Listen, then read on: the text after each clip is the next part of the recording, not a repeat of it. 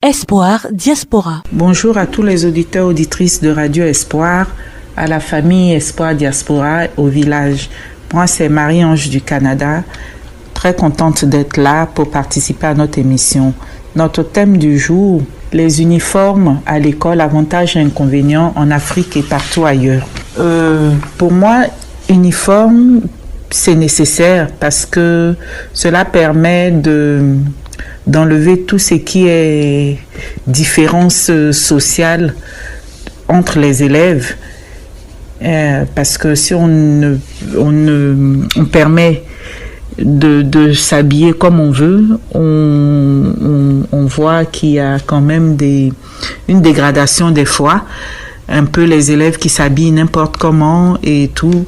Il n'y a pas de règles vraiment strictes. Donc pour moi, l'uniforme est nécessaire.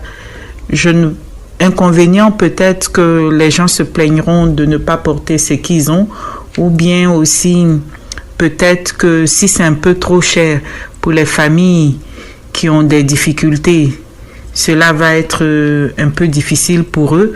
Mais pour moi, je ne vois plus d'avantages que d'inconvénients dans les uniformes.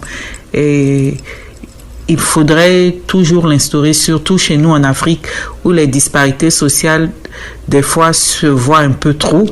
Donc, pour moi, l'idéal, c'est d'avoir des uniformes et de savoir quel élève est dans quelle école. Cela nous permet aussi de les canaliser, de savoir que les élèves vont à l'école, ils s'habillent pas pour aller à un bal, parce qu'aujourd'hui, on voit des choses.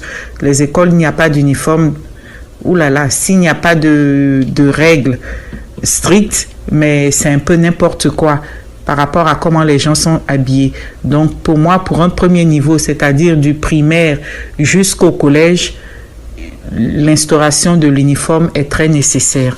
Donc voilà un peu ma petite contribution. Je fais coucou à ma famille en Côte d'Ivoire et à tous mes amis, et merci pour cette belle émission. Merci aux frères qui prient, à tous les techniciens de Radio Espoir.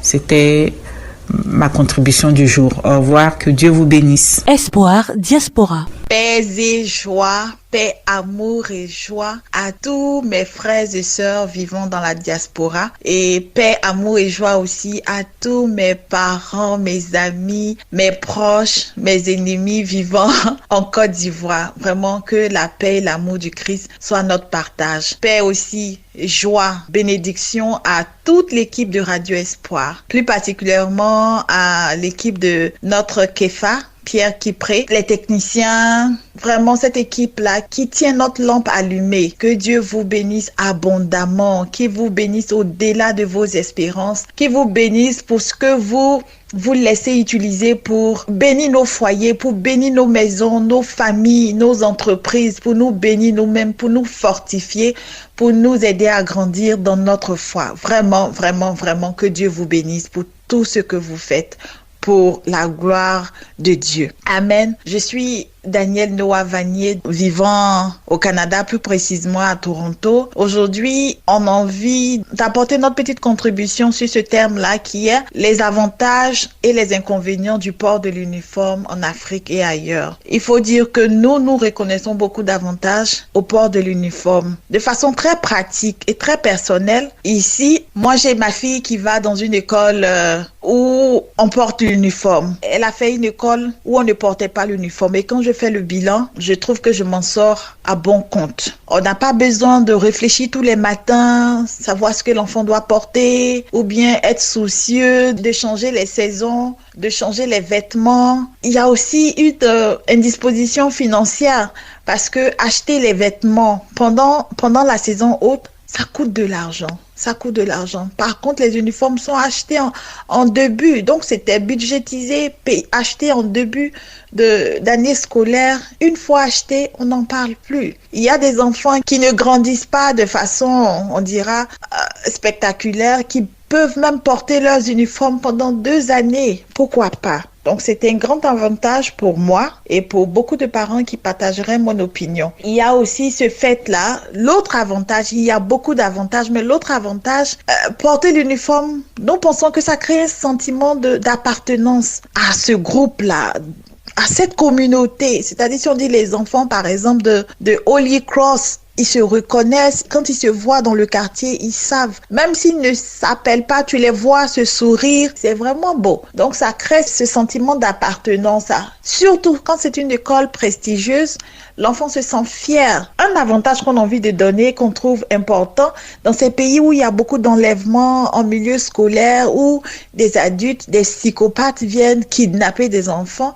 Mais imaginez que quand c'est dans une école où on porte l'uniforme, quand un étranger, un intrus rentre dans le périmètre, il est tout de suite remarqué. Donc, c'était un avantage sécuritaire pour les enfants, pour ces pays-là où nous sommes. Et on a envie maintenant de parler d'inconvénients. En Afrique, c'est pas tous les ménages qui ont les moyens déjà d'acheter les cahiers, les livres et tout le matériel didactique. Si on doit encore ajouter l'uniforme, c'est pas évident. Donc ça peut être un frein à la scolarisation des enfants. Le fait d'imposer une tenue particulière dans un établissement. Pour nous résumer, nous pouvons dire que c'est une bonne chose. C'est une bonne chose de cadrer les enfants, de leur apprendre la discipline par le port de l'uniforme, de leur apprendre déjà à respecter les règles. Donc, c'est notre modeste contribution et on bénit Dieu pour ce qu'il fait dans la vie de chacun, de tous ses auditeurs, de tous ses frères et sœurs dans la diaspora. Que Dieu continue de nous bénir, qu'il continue d'être notre récompense, qu'il continue d'être notre but pour notre salut et pour sa gloire. Amen. À bientôt. Espoir Diaspora. Muriel Nicholson de Bourne en Angleterre. En Angleterre, tout comme en Côte d'Ivoire, l'uniforme est porté à l'école primaire et au collège. Et à partir du niveau du lycée, les étudiants peuvent mettre les habits qu'ils veulent. Pour moi, il y a des avantages à porter l'uniforme. Le premier, c'est qu'il n'y a pas de différence au niveau de la classe sociale. Tout étudiant, tout enfant porte le même uniforme. On ne sait pas qui a des moyens et qui n'en a pas.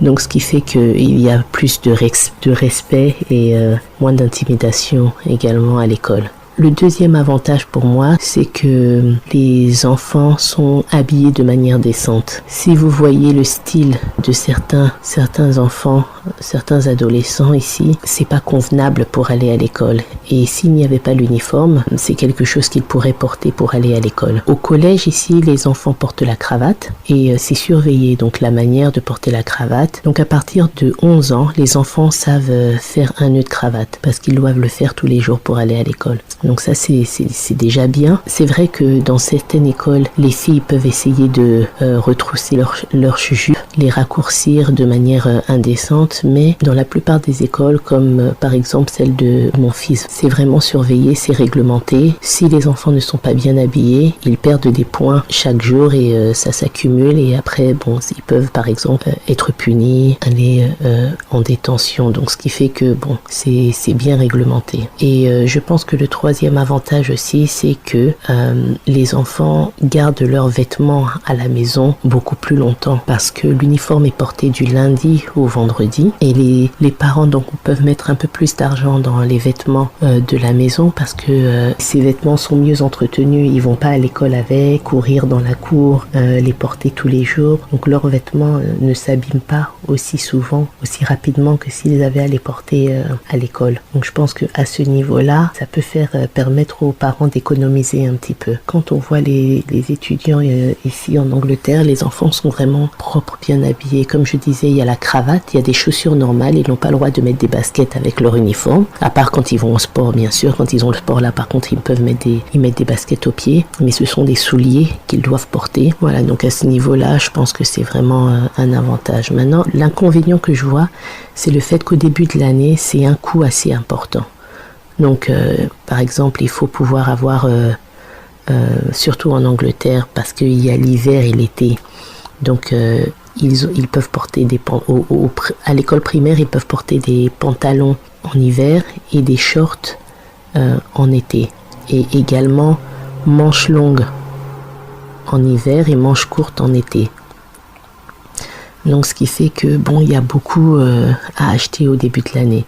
Donc des manches longues, des manches courtes, des pantalons, des shorts, 2 blazers, comme ça quand un est lavé, il peut porter le deuxième. Les souliers à acheter, c'est vrai que ça fait beaucoup, hein. C'est un coût assez important dès le début de l'année. Donc quand on a un enfant, ça va. Quand on en a un deuxième, bon, ça commence à faire beaucoup. Dans les écoles primaires, ils ont un système de vêtements. On peut acheter des vêtements qui ont déjà été utilisés d'autres parents et c'est vraiment moins cher. Donc au lieu d'acheter du neuf, ils aident les parents qui n'ont pas trop de moyens à pouvoir acheter des vêtements d'occasion, parfois à 50 centimes la livre. Donc ça aide beaucoup les personnes qui n'ont pas beaucoup de revenus. Mais à partir du collège, ça n'existe plus. C'est un business, hein, parce qu'il y a une compagnie, on y va, on achète les uniformes et tout est fait, c'est du neuf. Au collège, on n'a plus ce système de vêtements d'occasion. Donc voilà mon avis sur la question. Merci. Muriel Nicholson de Bourne en Angleterre. Espoir Diaspora. Bonsoir à vous frères et sœurs en Christ. Grande famille de la diaspora, je vous salue. Je réitère mes vœux que le Tout-Puissant vous accompagne tout au long de cette année. Moi, c'est Julienne. Le sujet de cet après-midi nous invite à donner notre point de vue sur un thème très important, à savoir le port de l'uniforme à l'école, avantages et inconvénients. On a longtemps cru que l'uniforme était réservé à des écoles privées ou même à des écoles qui voudraient se démarquer des autres. Mais on voit que de plus en plus d'écoles publiques se penchent sur cette notion d'uniforme. Voyons comment l'uniforme peut être exploité, quels sont les avantages et les inconvénients liés à ce choix.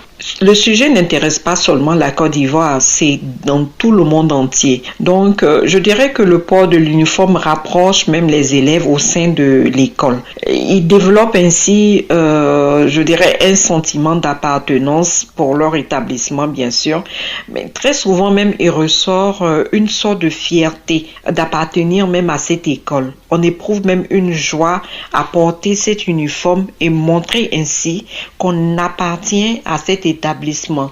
Donc, je dirais même encore un autre aspect, c'est que l'uniforme élimine même les clivages, les différences sociales. Il n'y a plus de discrimination. Tout élève même qui porte l'uniforme ne se fait même plus du souci du « qu'en dira-t-on ». On sait que la mode change tellement vite que le port de l'uniforme, pour moi, diminue les dépenses même des parents qui ont tendance, surtout ceux qui ont tendance à habiller les enfants suivant ce qui est en vogue. Ce problème est éliminé d'office, vu que l'uniforme reste le seul vêtement pour des années. Et les parents économisent même sur ce coup-là. Un dernier aspect, et non des moindres, c'est qu'on peut repérer facilement les élèves vu le port de l'uniforme qui va catégoriser les élèves d'un même établissement. On pourrait facilement repérer même les étrangers qui vont se faufiler dans cette école. Je pense que par ces temps qui courent, une vigilance est de rigueur, même que la sécurité peut être accrue et on peut repérer facilement les intrus. À côté de tous ces avantages, il est à noter des inconvénients. Très peu du côté des parents, bien sûr, mais du côté des élèves. D'abord, ils trouvent que ce n'est pas très cool l'uniforme. Nous le disons tantôt, les générations aiment bien les tendances mode. Ils veulent afficher leur personnalité ou même leur individualité. Des élèves même voient en un port d'uniforme le caractère de, je dirais, tout ce qui est unique, c'est-à-dire qui ne peuvent pas avoir de choix. Pour eux, l'uniforme même revêt un aspect rigide. La rigueur, tout le monde le sait, n'a jamais été l'ami des élèves. Du côté des parents, l'uniforme revient un peu cher parce que pour rendre l'uniforme attrayant, certains établissements n'hésitent pas à faire appel à des maisons de couture qui utilisent, mais pour moi, trop d'accessoires et réduisent ainsi le caractère sobre même de l'uniforme. Un autre inconvénient, si les établissements même choisissent des uniformes, il faut que ce soit les établissements même qui les fournissent suivant le modèle qu'ils ont choisi. Donc, il ne faut pas laisser les élèves élèves se les procurer d'eux-mêmes. Parce que quand c'est comme ça, on voit toutes sortes de styles et surtout de tissus, et donc ça ne revalorise plus l'uniforme. Donc je dirais que dans cette analyse, nous restons convaincus que les avantages sont nombreux et que les établissements gagneraient à réfléchir sur ce thème. Merci. Je souhaite encore une bonne année et surtout vous retrouver en pleine santé la semaine prochaine. Ceci dit, équipe de la diaspora, à vous qui dirigez demain de mettre cette émission, je vous salue et je vous dis encore bonne année. Espoir Diaspora. Je suis le père Cassi Marc Kemayel, prêtre religieux stigmatin en mission en Italie. À notre émission du jour qui nous demande notre avis pour ou contre les uniformes à l'école et d'en donner les avantages et les inconvénients, nous voudrions humblement ici et maintenant donner notre humble avis. Ce n'est qu'une simple participation à cette émission. L'uniforme constitue une partie importante pour l'école que tous nous avons vécue. Certaines écoles modifient leurs uniformes en fonction du changement dans le temps et le confort des élèves. Chez nous, nous avons très souvent le kaki et les filles, les carreaux. Dans le temps, on avait le bleu-blanc pour le lycée et le pantalon kaki et la chemise kaki. Nous n'avons que ces simples complets.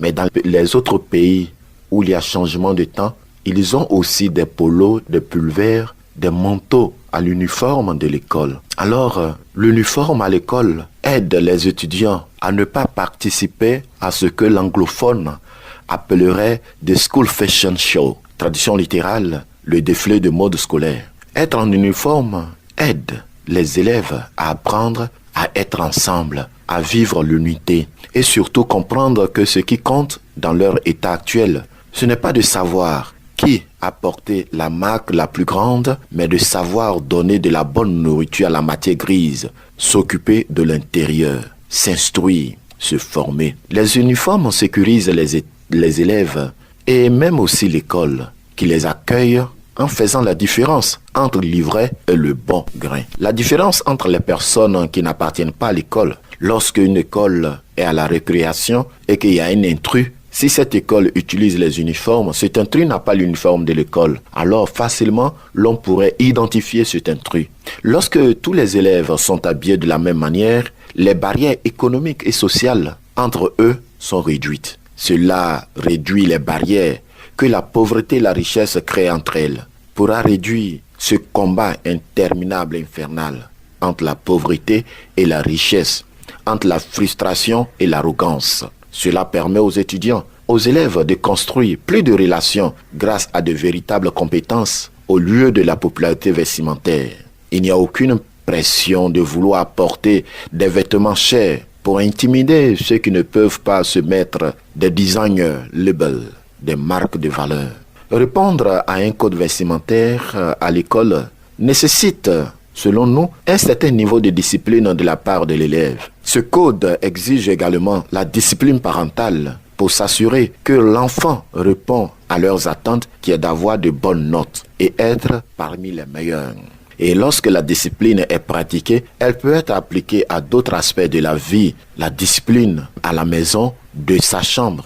Être conforme aux prescriptions des parents, dresser son lit chaque matin. Les enfants en uniforme scolaire peuvent trouver plus facile de rester concentrés sur les études, de terminer leurs devoirs après l'école, de se faire des amis sans distinction, au lieu de passer toute une soirée à chercher quel habit il faut porter le lendemain pour l'école. Il y a une distraction de moins, car ils n'ont pas à se soucier de ce que les autres porteront demain. Lorsque ces soucis sont amortis, nous pouvons entamer le rendement scolaire. Il n'est pas faux que ce n'est pas l'uniforme qui étudie à la place de l'élève. Mais il n'est pas aussi à oublier que cette manière donne la matière à l'étude, en libérant l'étudiant, l'élève de tout souci vestimentaire. Et cela augmente le rendement scolaire. C'est en cela que nous avons apprécié et nous apprécions certaines écoles qui défendent l'usage des mèches. Parce que une jeune dame qui va passer tout un week-end à se tresser, 4 heures assises à se tresser, 4 heures, ça pourra aider plus. dans l'étude, je pense. L'étudiant se concentrera plus sur les réalisations de bonnes notes que sur ce qu'il faut porter le lendemain et à quoi il va ressembler. Être toujours bien vêtu, mieux que les autres. C'est bon. Cette bonne note pourra créer la différence au-dessus de l'uniforme, sûrement à la fin de l'année scolaire. Il est également vrai, et vraiment, de nous pencher sur cet aspect-là, des soins donnés à ces uniformes scolaires.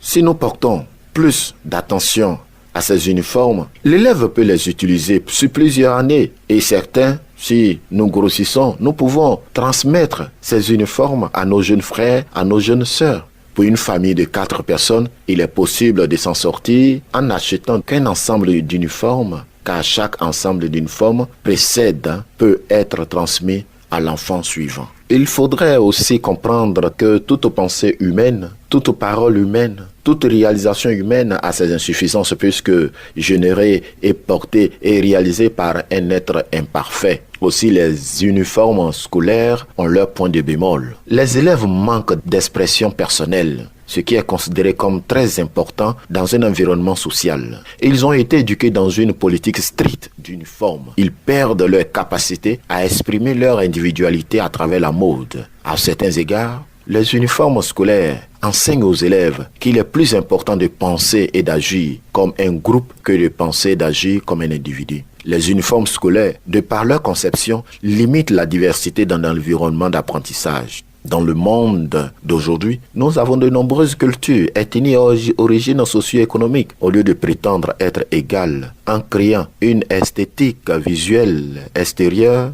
il serait plus efficace de mettre l'accent sur la véritable égalité au sein de la société en général. Si la diversité est établie dans la salle de classe, les élèves peuvent comprendre et apprendre à interagir avec d'autres groupes et ensuite innover des façons d'établir de futures politiques qui peuvent mener à une véritable égalité. Beaucoup de familles qui vivent au seuil de la pauvreté et doivent se débrouiller dans les friperies et autres lieux à bas prix pour les uniformes, pour les habits d'école, ce qui coûterait moins cher que d'acheter les uniformes des établissements. Pour les familles qui doivent acheter plusieurs ensembles d'uniformes, allez-y comprendre quelque chose. Chers frères et sœurs, amis auditeurs, au terme de notre intervention, nous pouvons dire que les avantages et les inconvénients des uniformes scolaires nous montrent que cette politique a le potentiel d'améliorer les notes, la fréquentation et les taux de diplôme en mettant l'accent sur la discipline et l'égalité. Cela nous montre aussi que pour ce faire, il peut y avoir des sacrifices à la diversité et à l'apprentissage social qui pourraient entraver un étudiant plus tard dans la vie. Ce que nous savons, c'est